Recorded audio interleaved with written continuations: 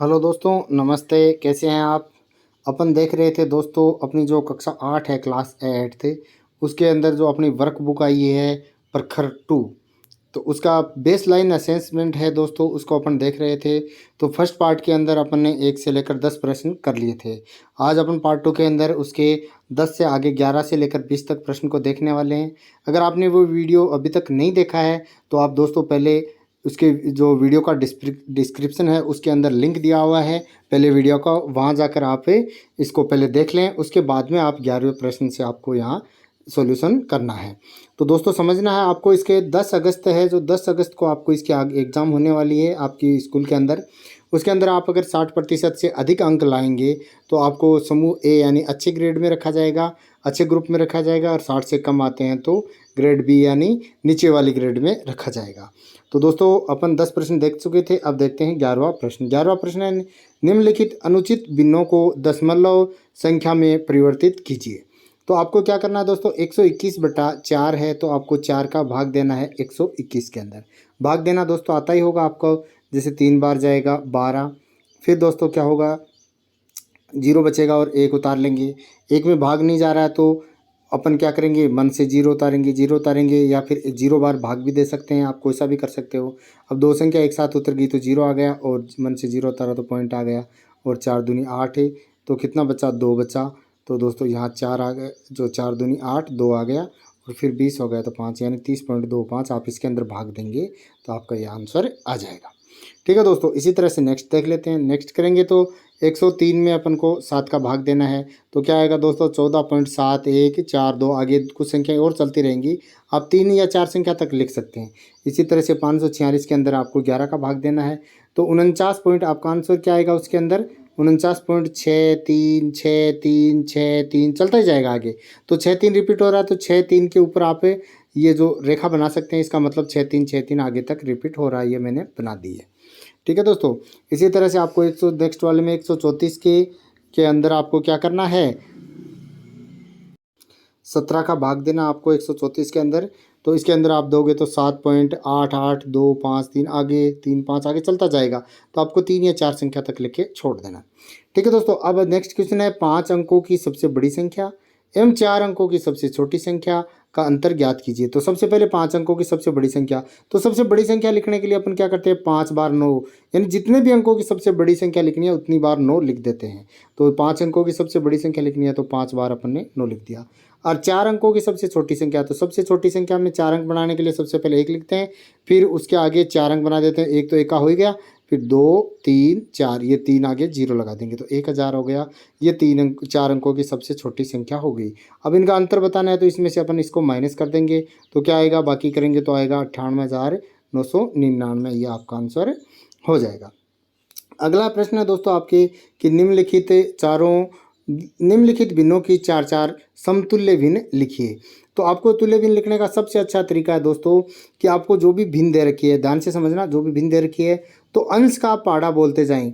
जितनी भिन्न पूछ रहा है, 4 पूछ रहा है तो 4 बार बोलो। जैसे 2 एकम 2 तो यही है ही, 2 दूनी 4, 2 तिया 6, 2 चौक 8, 2 पंजे 10, तो हो गई 4। फिर सबके बटा लगा दें। ठीक है, बहुत आसान तरीका है लिखने का ये।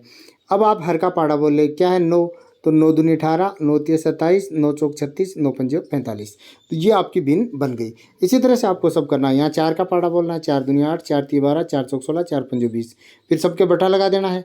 बटा लगाने के बाद में 17 का बोलना है, 17 दूनी 34, 17 तिया 51, 17 चौक 68, 17 पंजे 85, तो इसी तरह से ये भिन्न बन जाएगी।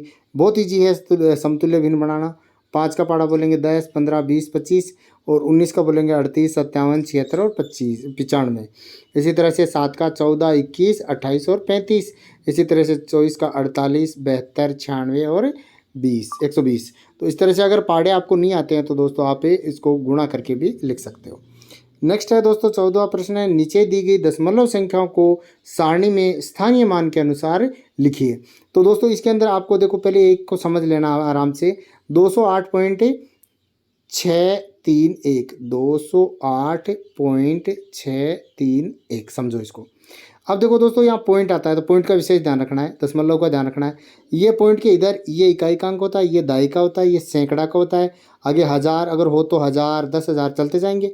ठीक है दोस्तों, और इधर उल्टा इसके अपोजिट साइड चलेंगे, इधर चलेंगे तो ये आता है दशांश, फिर शतांश, फिर सहस्त्रांश आता है। तो ये तीन ही आते हैं ज़्यादातर। तो ये आपको 3 अंक इसके अंदर लिखने हैं। तो आपको ध्यान रखना दोस्तों, इसके अंदर देखो पॉइंट दे रखा है। तो 8 इकाई का है तो इकाई में लिख दिया 8, 0 दहाई का है तो दहाई में लिख दिया, फिर 2 है वो सैकड़ा का है, सैकड़ा। हज़ार में नहीं है तो आप 0 भी लिख सकते हो, डैश भी लगा सकते हो। इसी तरह से दशांश है 6 तो 6 लिख दिया, फिर शतांश है 3 तो 3 लिख दिया, और सहस्त्रांश यानी हज़ारवा हिस्सा है 1 तो 1 लिख दिया। इसी तरह से इसमें लिखेंगे दोस्तों 9 3 8 तो इकाई में 9, दहाई में 3 और सैकड़ा में 8, इस 1000 खाली। फिर शतांश में जो आपका दशांश है 7, 7 लिख दिया, फिर 0 0 लिख दिया, फिर 1 1 लिख दिया। ठीक है दोस्तों। इसी तरह से नेक्स्ट करते हैं दोस्तों। इसके अंदर देखो पॉइंट यहाँ है तो इकाई का अंक 2 है, फिर दहाई का 1, फिर सैकड़ा का 3, फिर हज़ार का 6।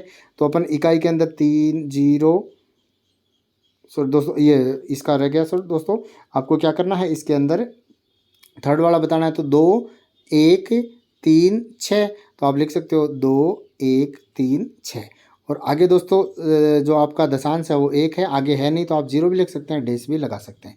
इसी तरह से इसके अंदर दोस्तों 3 0 0 7 इकाई से शुरू करते हैं 3 0 0 7 और आगे 6 1। तो ये आपका दशांश 6 1, आगे डैश लगा दो या 0 लिख दो। ठीक है दोस्तों, ये तो आपको आ गया ही होगा। अब देखते हैं दोस्तों इसके बाद में नेक्स्ट क्वेश्चन। नेक्स्ट क्वेश्चन है दोस्तों, उर्मिला का घर उसके स्कूल से 3 किलोमीटर 150 मीटर की दूरी पर है एवं मयंक का घर, पहले तो क्या बताया, उर्मिला का बताया। अब मयंक का घर स्कूल से 5 किलोमीटर दूरी पर है, दोनों का बता दिया। बताइए किसका घर स्कूल से अधिक दूरी है। तो इसकी तो दोस्तों 3 किलोमीटर 150 मीटर, इसकी 5 किलोमीटर, तो ज़्यादा कौन सा हुआ, मयंक। तो अपन लिख देंगे मयंक का घर स्कूल से अधिक दूर है।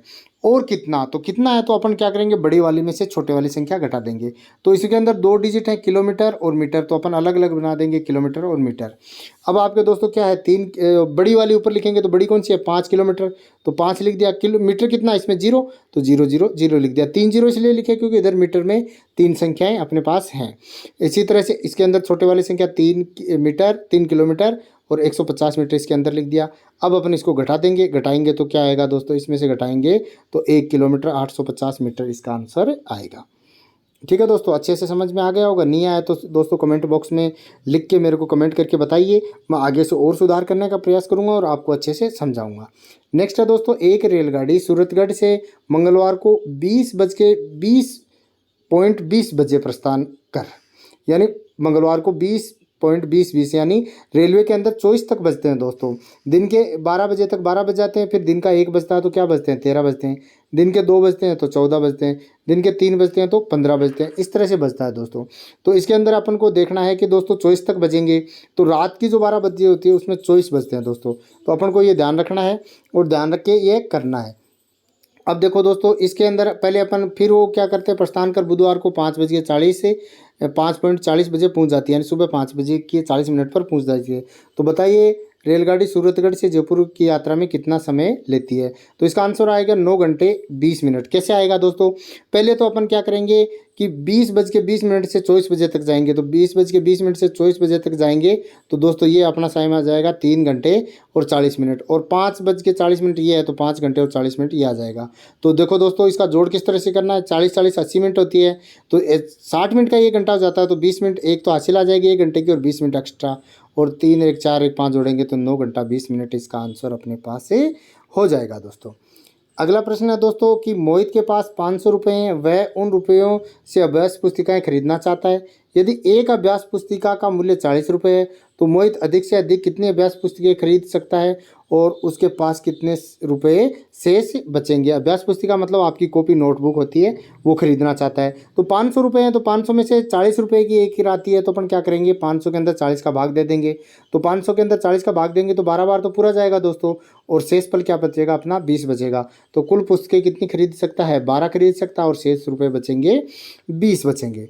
ठीक है दोस्तों, इसके बाद में नेक्स्ट प्रश्न है 18वां, नीचे दी गई आकृति का परिमाप, आकृतियों का परिमाप एवं क्षेत्रफल ज्ञात कीजिए। ये आयत है अपना, तो आयत का जो परिमाप होता है वो क्या होता है दोस्तों, 2 गुणा लंबाई जोड़ चौड़ाई, ये सूत्र होता है। अगर आपको ऐसे भी नहीं याद होता है तो परिमाप का होता है चारों तरफ का माप, यानी जो चारों भुजाएं हैं वो जोड़ दो। तो देखो जोड़ेंगे तो कितना है कि 5 और 3 8, 8 और 3 11, 11 5 16 तो 16 ही आएगा। लेकिन आपको सूत्र से करना है, तो आपकी 2 कोष्ठक के अंदर लंबाई जोड़ चौड़ाई लिखेंगे तो 2 लिख दिया। लंबाई कितनी है 5 और चौड़ाई कितनी है 3, दोनों को जोड़ा तो 8 और 8 को 2 से गुणा किया तो 16 सेंटीमीटर। इसी तरह से क्षेत्रफल क्या होता है आयत का, लंबाई गुणा चौड़ाई, लंबाई 5 और 3 को गुणा करते हैं तो 15 आएगा। अब जो क्षेत्रफल का जो डिजिट है, जो यूनिट है दोस्तों, वो वर्ग सेंटीमीटर, तो यहाँ वर्ग जरूर लगाएं, परिमाप में सिर्फ सेंटीमीटर लिखें। इसी तरह से वर्ग का परिमाप होता है वो क्या होता है, चारों भुजाएं बराबर हैं तो 4 गुणा भुजा कर देते हैं, 4 गुणा भुजा और 4 भुजा इसके साथ तो 728 सेंटीमीटर। इसी तरह से क्षेत्रफल होता है भुजा गुणा भुजा, तो 7 को 7 से गुणा किया तो 49 या 49 वर्ग सेंटीमीटर इसका आंसर हो जाएगा। इसी तरह से दोस्तों अगला प्रश्न है 19वां प्रश्न, घड़ी को देखकर घड़ी में सुइयों के मध्य बनने वाले कोणों को चांदे की सहायता से माप कर लिखिए और उसमें सरल कोण, अधिक कोण, समकोण, न्यून कोण में वर्गीकृत कीजिए। तो आपको दोस्तों चांदे की सहायता से माप के लिख सकते हो, डायरेक्ट भी आप देख सकते हो। जो 1 घंटे के बीच में होते हैं वो 30 डिग्री का कोण होता है, यानी कोई भी, जैसे ये 12 बजे का है, यह 12 बजे है, फिर 1 बजे का तो ये 30 डिग्री का कोण हो गया, फिर 1 बजे से लेकर 2 बजे का, इसके बीच में भी आपस में 30 डिग्री का होगा, 2 बजे से 3 बजे के बीच में भी आपस में 30 डिग्री का कोण होगा। आप यहाँ से भी ये कर सकते हैं।